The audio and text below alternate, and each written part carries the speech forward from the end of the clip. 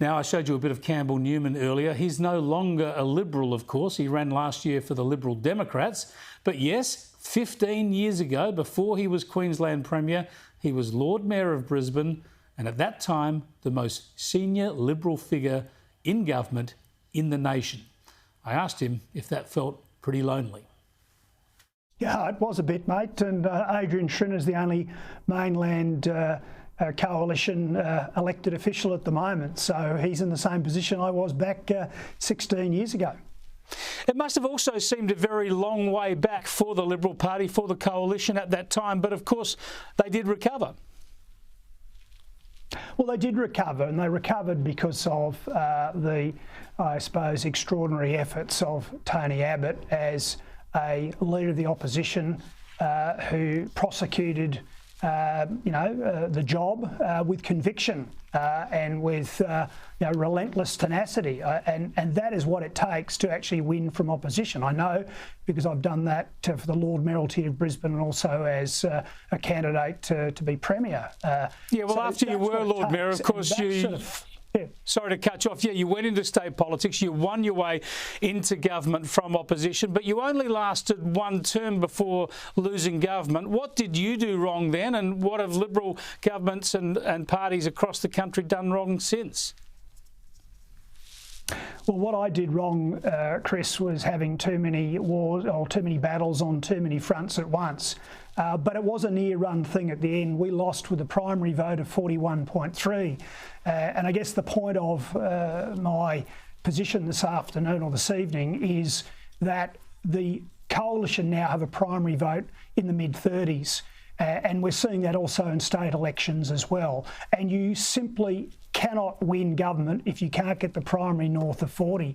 And that's the focus that they should be working on. That is the key issue. How do you restore that primary vote? And it goes, Chris, in my opinion, to dealing with the fracturing of the right of centre vote in this country to people like Pauline Hanson's One Nation, the United Australia Party, Clive Palmer, and also even the Liberal Democrats. Well, the issue there is that they're all run by former Liberals. You know, Clive Palmer, of course, former LMP, Pauline Hanson booted out of the Liberal Party. I'd add to that John Ruddick, who looks like going into the upper house in New South Wales for the Liberal Democrats, a former Liberal. Yourself, a former Liberal. Corey Bernardi, who left the Liberals and started his own Conservative outfit. How do you get, what does the Liberal Party need to do that it brings those people and their supporters back into the fold?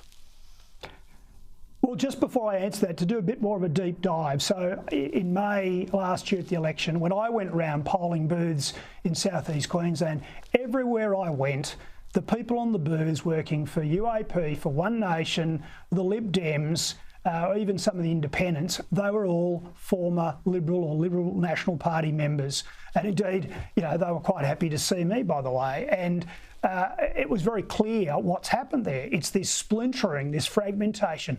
Why has it happened? Because the Liberal Party and the Liberal National Party have not been true to their values. I mean, I've got a printout here from the website for the Liberal Party, and you just start reading some of the beliefs that they're meant to be, demonstrating at all times. And they work towards a lean government that minimises interference in our daily lives, maximises individual and private sector initiative. When was the last time that a coalition, so I'll throw the Nats in this as well, a coalition leader constantly talked about getting behind private enterprise, small business, small government, incentivising people to get ahead, to keep taxes and red tape to the absolute minimum. And a lot's been said since the weekend about, say, the role of ethnic communities like the Chinese community. And I'll say that the Chinese immigrants to this country, and indeed the Indian diaspora, the people who've come here, they are family focused and they are business focused. And really the message to them is that actually the coalition's values are your values, not the Labor Party left, who are now in charge nationally, essentially. There is a huge opportunity with those ethnic communities for the Liberal Party and indeed the LNP to rebuild. Now, I believe you've left the Liberal Democrats now. What could the Liberal Party do to get you back on board? Well, in a broad sense, one of the challenges or opportunities for Peter Dutton, and indeed others, is, if I may, put their arms out this wide. You know, at the end of the in the 40s, Menzies brought together in northern Victoria a whole range of parties from the Conservative or right side to actually put forward a vision of a united party, which became the Liberal Party, to actually take the fight to Labor. And I'm afraid that's where we've ended up today. And if you can't actually sort of formally bring people back into the fold that way, at least have a very strong alignment and recognise that there are different views out there.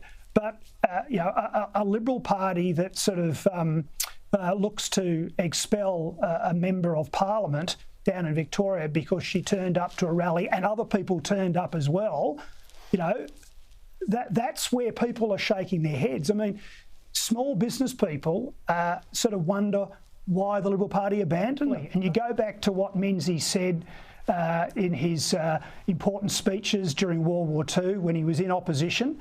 He talked about the forgotten people. He talked about what the Liberal Party was meant to be standing for and the people it was meant to be supporting. And he said, you can pull out those words from 80 years ago and today they have resonance. They don't have to be oldie worldy or old fogey or yesterday's thing. So there's an important distinction here. The Liberal Party doesn't have to be progressive. It can be liberal in the true sense of the word. It can support enlightened social policy. It can support the fair go and that. But what it should be focusing on is those core values about supporting people who are not at the top end of town, whether they be top business or top unions, that corporatist approach. The engine room of the economy in terms of employment is small and medium-sized enterprises, and one big way for the Liberal Party to get back in the game is to actually reaffirm its commitment to private enterprise and those firms. Campbell Newman, thanks so much for joining us.